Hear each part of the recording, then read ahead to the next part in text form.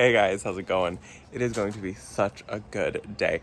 We have babies, and we have babies that are doing very, very well in the aviary, and I cannot wait to show you them.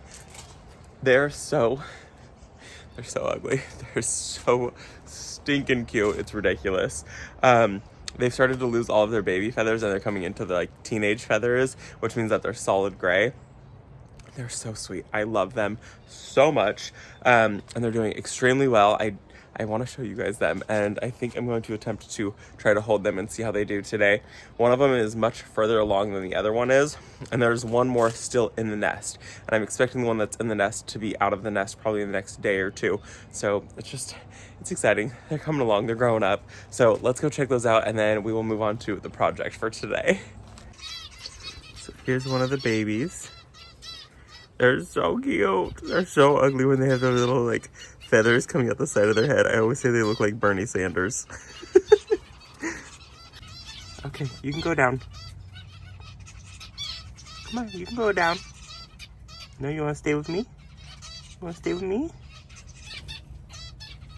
You don't want to go? You want to stay with me forever? Little one. Little one. Hello, little one. Can you go? Isn't that the sweetest thing you've ever seen in your entire life? They're so cute. And I cannot believe that one let me just hold it. I was in there for probably 5 to maybe 10 minutes holding that one, and it fell asleep in my hand. And I think it's because it's cold in the morning right now, and my hand was very warm, and so I think it just kind of passed out from the warmth. It was so cute. One of them did not want to be held at all, but the other one was like, oh yeah, this is nice. I think it probably just came out of the nest yesterday, and so it was still used to the warmth of the nest. And when they get out of the nest, they can't fly. So they sit on the ground, and it spent last night on the ground, and it was probably cold and just a little baby. And mom throughout the night will come and check on it and make sure that it's safe. They usually burrow down somewhere in one of the corners, or hiding somewhere in a little hole. So that's kind of what they do in the wild, is they just kind of nestle down and hide, and then mom comes and checks on them. So it made it through the night. Its first night not in the nest, which is really exciting.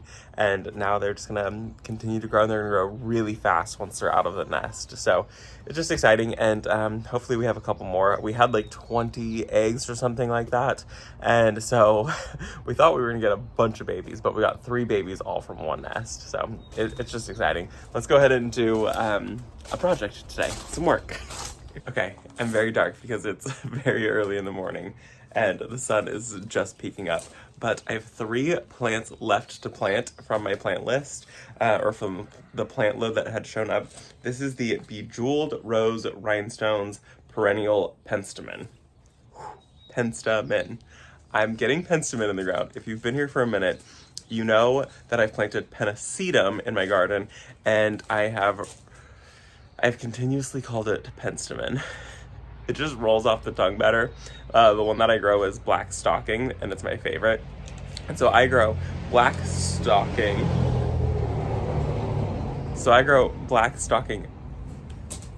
Pennisetum. And black stocking penstemon just sounds better. Black stocking pennisetum doesn't roll off the tongue for me. So I've religiously called it penstemon, and now there's no change in it. It is what it is. So I decided that I was going to grow penstemon, and I'm going to continuously look at this tag, because penstemon. I decided I'm going to grow penstemon, so that way I can give it a try. And my thought is, when I grow pennisetum next, it's not going to confuse me, because I will have now grown both of them, and maybe I'll see the difference.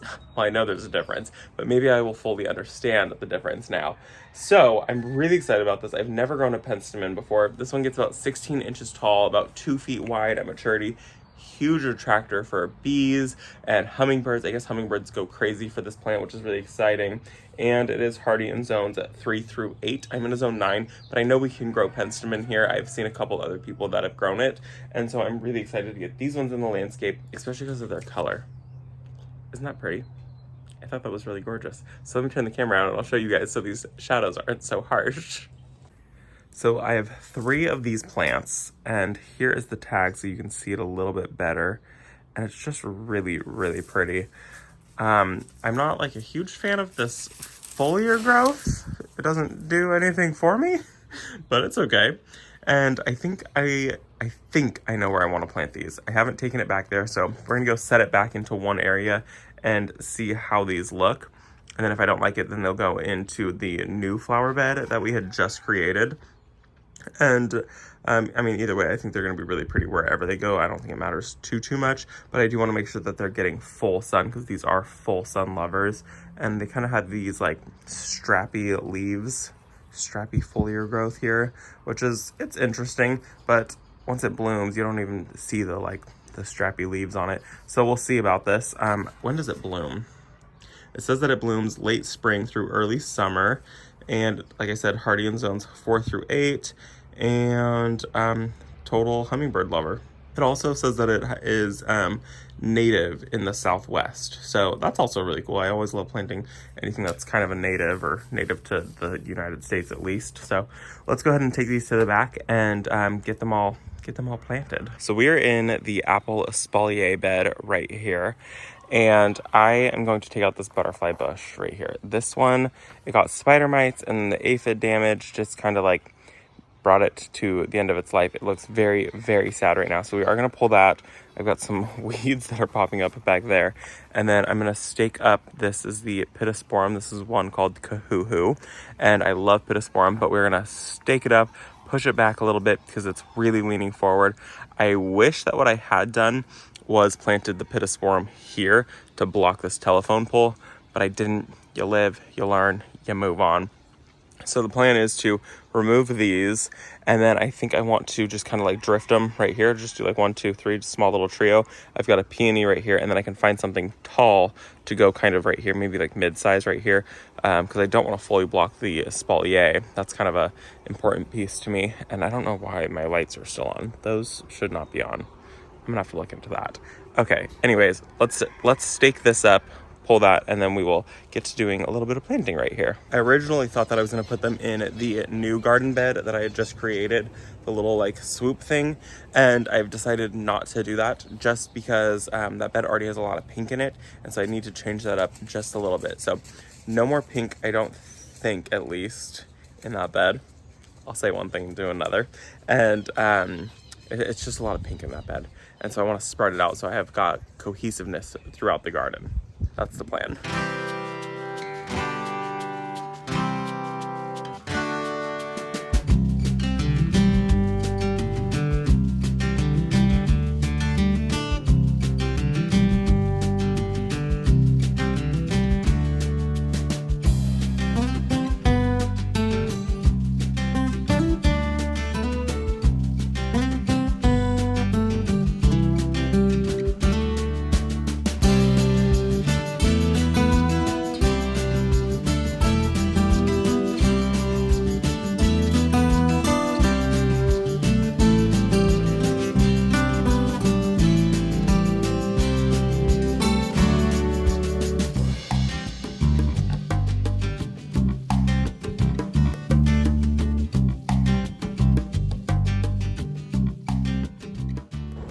We have so much wildlife in this yard.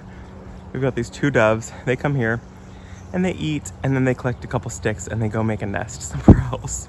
And they come all day long. It's so stinking cute. They usually will drink out of the bird bath, and I'm actually really close to them right now. They're so cute. They're so sweet. So I got the butterfly bush pulled, and I think it didn't make it because I think somebody might have been chewing on the roots, because this is all there was for roots. And I know when I planted it, there were a lot more roots, and I can see that some of this was chewed on. So let me show you guys that damage, and then I'll show you what else I pulled. So you can see someone was chewing on the roots there, and like the ends of these had been kind of like gnawed off. So I think somebody was hard at work on this plant. And then this is the other plant that I pulled out. This is a corkscrew rush, and it's supposed to be corkscrew shaped, but it's very, very straight. And so I pulled it out. It just wasn't doing very well. And because of the shape of it, it was collecting all of these leaves in it. So you can see, like, look at all the, like, at the base of it, there was, like, leaves and pecans, and it just was getting, like, matted with it. It was just kind of gross. So I had to pull it out. It had to go. And it wasn't doing the corkscrew thing that I wanted it to do. They were all extremely straight. So we got those pulled from there. And I do think that maybe I'm going to end up pulling this. I should probably just pull the St. John's wort. I want to get a different St. John's wort, but these berries that are here are supposed to be colored. They're supposed to be like a pink berry, and they always turn very, very brown very, very quickly, and I never get the pink color from them. And also because of the honeydew issue, I think it's just set it back so much. So I think it does need to go, but I think this is going to be for a different day because I want to rework this whole area over here. This was some of the very first planting that I'd done. I got Creeping Jenny in here, which I do want to pull all the Creeping Jenny out of here just because I have so many pecan tree seedlings coming up. And I also have some privet tree seedlings coming up. And so my best bet is just pull everything out of here and start fresh. And I also have a grass back there, which I don't know why I planted a grass there. That's shade, but I did. I planted a grass in the shade. So that needs to get pulled out. And so I think a different video is going to be a full refresh of this area and figuring out some new planting. This area is kind of hard because it gets hot afternoon sun, but also it stays shaded for a little bit of the day. And then at the very end of the day, it's also shaded.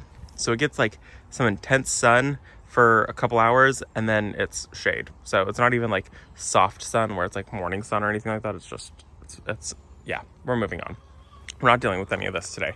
Now we're going to go ahead and get these planted, and I think I actually have way more space now, which is really nice. So I'm still going to plant the trio here because I don't know, I think that they'll be really pretty here.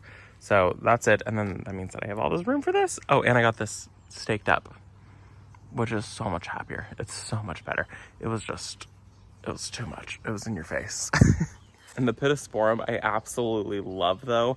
It's just very sticky because of the aphid issue. I didn't get on it early enough. It's in this tree right here. It's in the pecan tree. And so the aphids that are in there, they rain down honeydew, which is poop, and it makes everything sticky. And usually my next door neighbor, she has us just kind of treat it. So I treat it, and we treat it usually early in the spring. And we did that this year. And I kind of thought that I was like, oh, that's it. We did it. We solved it. There was no aphid issue. And then all of a sudden it happened all at once within a matter of like a week and a half. And so we treated it again, but at that time it was a little too late. And so everything had started raining honeydew again. And everything got sticky and a lot of things got burned on them and it was just all bad. So next year I will treat it very early in the spring as things are starting to break dormancy a little after they've broken dormancy, and then I'll treat it again in the summertime. I treat it with the we're gonna pop it up on the screen. It's a systemic, it's not organic, and what happens is the tree sucks up this chemical and it like puts it in the leaves of the plant, and when the aphids eat or suck on the leaves of the plant, it kills the aphids. So yeah, so I will make sure that I do that next year because that has to happen. So let's get these planted now because it's gonna be good.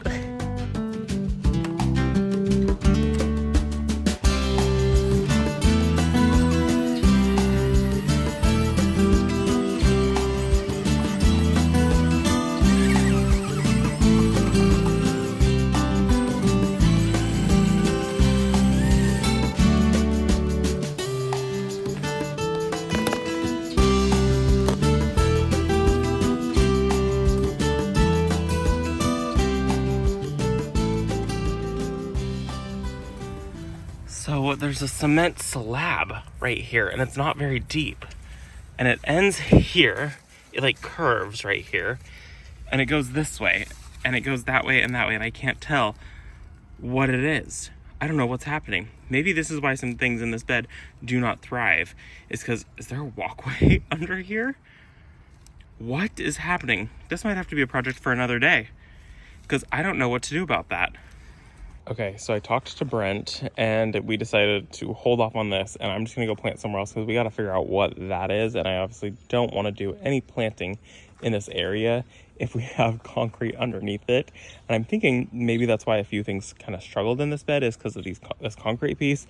I have no clue how big it is or how far it goes down. I did just dig down right there and I didn't see anything, and I dug really, really far down there. So I don't think it goes that far, but I do think that there's something here. So it'll be interesting. I think he's going to do that while I'm away, and he's going to figure out what's going on here, and he's also going to move our water back a little further because this is not a good ideal location. This is right where the walkway is, and it's a little too close. You just kind of, I don't know, I don't want anyone to kick it or hit it. It's already been hit in the past. So we're going to change directions, and we're going to plant those somewhere else now. So I originally said that I didn't want to put them in this bed, but I think that this is just kind of where it needs to go. I think this is just going to be a very pink bed. We've got the raspberry agastaki back there, and only one of them is alive. That one just died. I think Freya trampled that one, and I have no clue what happened to that back one there. And then I've got the pink potions Veronica, and then I also have a phlox. This is the polka dot or something like that phlox, and then I've got some more pink phlox there, and it's just, there's a lot of pink in this bed, and I didn't want to add even more pink to it, but maybe this is the vibe for this corner. It's very pink, and I think it'll be okay. So I'm thinking that I might add these right here. So we'll go 1, 2, 3, and it'll just kind of be like a little anchor end point to that area. And so what I'm going to do is I'm going to come through. We've got some morning glory that have popped up, so I'm going to come through and pull all of those guys there, and I'm just going to use my hula hoe, and then we will get these guys planted.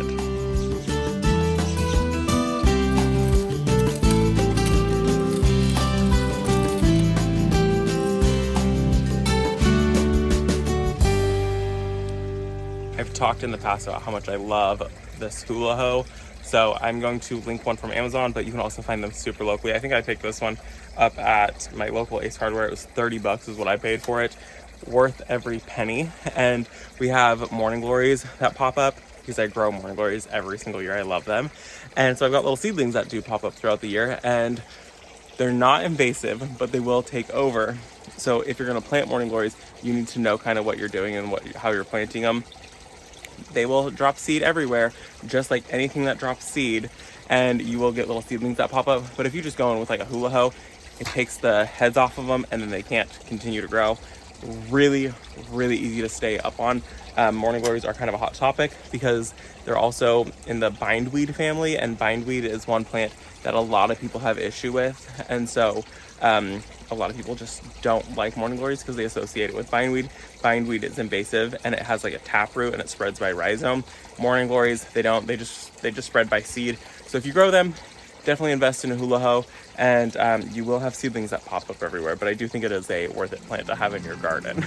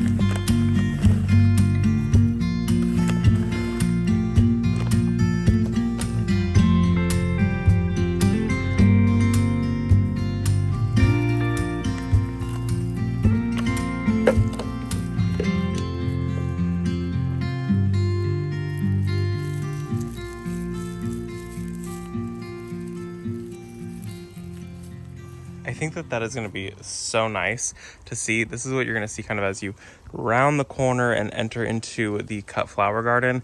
And I think that that'll be really pretty, and it'll attract all the pollinators.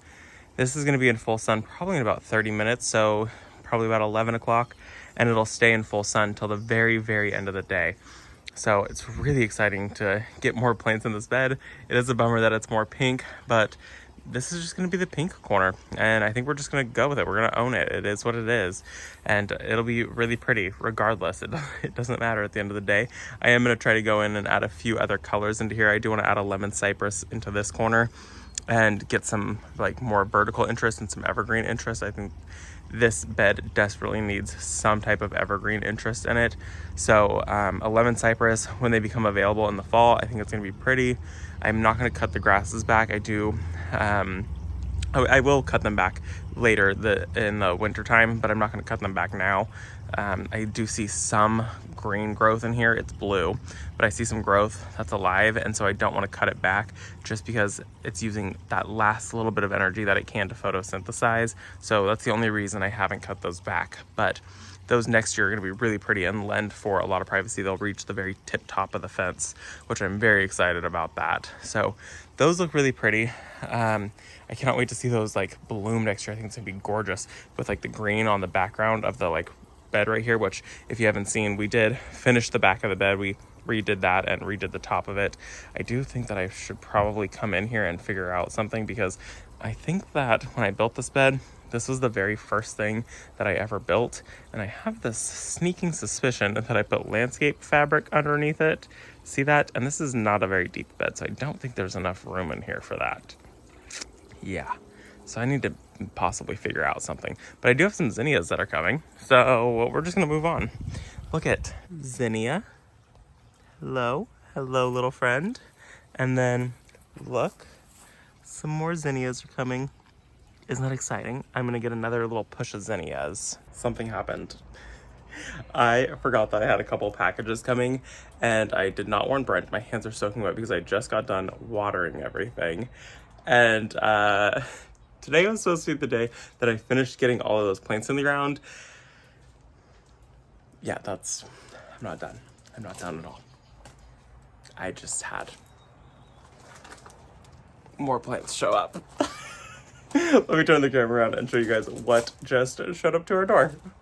So these all came from Great Garden Plants, and I had been talking to them maybe 2 months ago about getting some plants out here, and so they had sent out a few things. They came during this stupid heat wave that we had. We pushed off plants coming here because we were waiting for this heat wave to come, and we were waiting for the heat waves to pass, and we were like, okay, October, it usually starts to cool down, we should be good, and then we got a heat wave in October. So yeah, these showed up, and some of them are a little sad, but it's okay. So this is a Deutzia, and this is called Yuki Kabakui. I feel like I totally just butchered that, and I'm so sorry. But I love Deutzias. I think this one's going to be really, really pretty. I'm not going to go over all the specs of these. That way you have to come back when I get these things planted, and you have to watch me plant them, and then I'll go over all the specs. But I am going to go over everything, and if you want to look them up, you totally can. I also got a Rose of Sharon. She's looking a little sad. She definitely did not like being in the box. And this is a dark lavender chiffon. We have the white chiffon. Brent loves the white chiffon, so this is going to be a really great addition. And then I have a hydrangea. I don't know why I asked for some hydrangeas, but I did. So this one right here is called Pufferfish, and it's a panicle hydrangea. And I don't do good with hydrangeas, so we will see what happens with this one.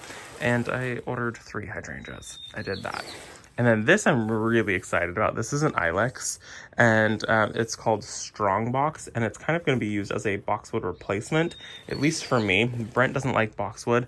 I love boxwood, and this kind of gives that boxwood feel, and it stays a little more compact. I think I'll tell you the specs. This one only gets a couple feet tall and wide, and so it's going to be really pretty, and we can trim on it and keep it in a hedge form. And I have 5 of these. I really want to do like a very small hedge somewhere. Well, I already know exactly where this is gonna go. So I've got a small hedge for that. And then this, okay, listen, I don't love azaleas at all. I don't think that they're the prettiest thing in the world, but I saw this one and I really liked it. So this one is called Double Pink, and it's a more compact azalea, I believe. Don't quote me on that. But This is the Perfecto Mundo Double Pink Azalea, and it's a pretty color, and I guess I was ordering a ton of pink plants this year. So yeah, this is the next plant that I got. And then we'll come down here, and you can see there are the 4 other ilex that I bought, and then these ones look really rough. So here's another hydrangea. This is a hydrangea pufferfish, and that's hydrangea. Did I order 3 pufferfish? Okay, I ordered 3 pufferfish hydrangeas. Okay, so I've got 3 pufferfish hydrangeas. Why? I don't know. I don't know why I did this. Why did I do these things to myself? Okay, so we've got 3 of those. I ordered 4 hydrangeas. Holy cow. Okay, here's another hydrangea. This is hydrangea Pinky Winky Prime, and this one is just sticks. It's very sad. It's cut back, but I do see some buds on it, so I'm hoping that it'll come back out and re-break dormancy while it's in its can. I don't want to get it planted because that'll just be too much shock for it. But I do see some green bud swellings here, so it should be okay. And then this guy, poor, sad, and crispy. I am really excited about this right here. This is called an aronia, and it's the Lowscape Firewood or something like that. And it's a native, and the birds love the berries on it, and it gets some pretty fall color, and so it also gets a really good size. So I'm really excited about this one. I think I have a perfect spot for it. So I've got a small assortment of plants that just showed up that I forgot were coming. So I think that is going to be it for this video. We got those planted, and I thought I was done with plants, and I'm no longer done with plants. So yeah, we got a busy couple weeks. We got some things that we got to do. So I hope that you guys enjoyed the video. I enjoyed it. I'm happy that more plants came. Forgot to tell Brent. Maybe we should pop up the security footage of his reaction while I was unboxing everything. Oh, hi. That's why FedEx is here. Yeah. I was like, he's being so quiet. I should be suspicious. Well, the problem was, I might have forgot to tell you that a couple of boxes of plants were showing up. Oh, for some reason I ordered 4 hydrangeas. Yeah, because we need those. And they do so well here. I know. So I hope that you guys enjoyed the video. Thank you for visiting our garden, and I'll see you all in the next one. Bye, guys.